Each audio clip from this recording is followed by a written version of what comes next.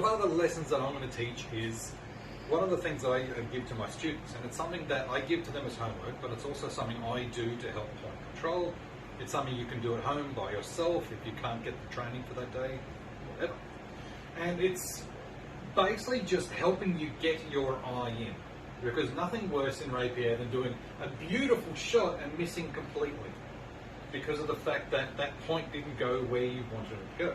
So one of the things that I like to do is on the wall, say if you've got a pallet home, if you've got a wall, whatever, put a bit of tape about your eye level, put a bit of tape about your belly button level, and about where your knees are.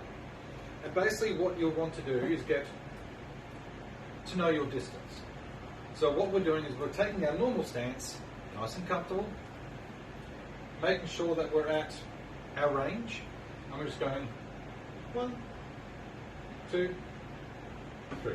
You'll notice that when I go for the knee, I've got to lean slightly, and that's good to know that when you want to go for a leg shot, you've got to lean a little. A lot of people think you don't, but obviously, as you can see, I'm leaning. Now, normally what I'll do is I'll do this maybe 100 times, maybe 20 times, depending how I'm feeling on the day. Well, what I'm trying to do is just get my eye and my hand in at the same place.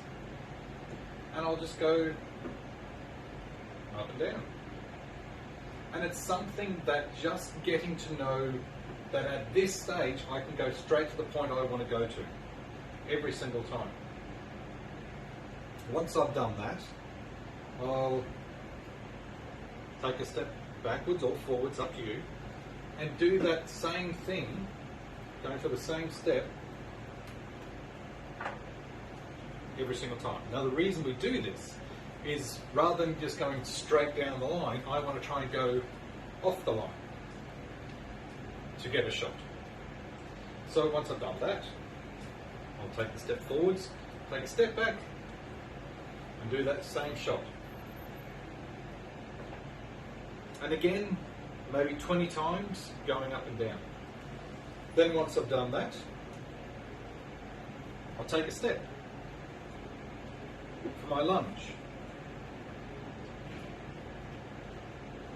Going up and down, resetting every time to do that point. And again, take that step, lunge, lunge, lunge, and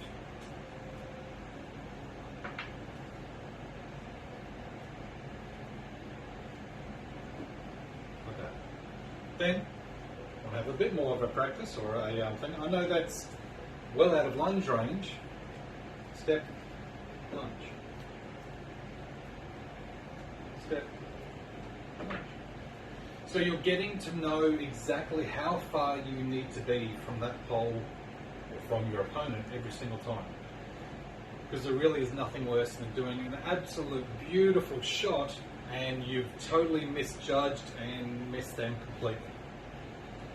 Once I've done all that, and I'm comfortable that this dominant arm knows exactly how far I am, I swap over and do them left hand.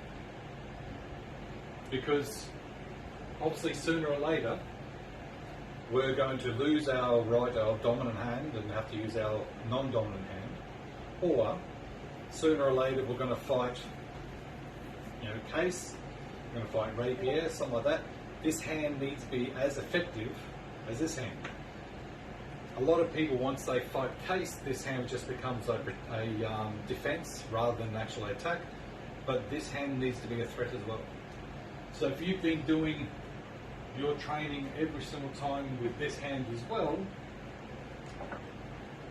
then at least this arm will be as effective as when the sword's in this hand. And that's pretty much what I try and do every afternoon. I might get out there for half an hour a day sort of thing. You don't need to do hours upon hours, but if you can get out there and at least try and do half an hour, 10 minutes, 20 minutes, whatever you can do each day. Just getting this eye in helps you learn, because once you're in a fight, and you make this beautiful shot, but you're nowhere near the opponent. That's because you don't know your range. You need to do a bit more work on getting to know that at this range, I'm in my opponent's range. My opponent's in my range. I hope that helped. Thank you very much.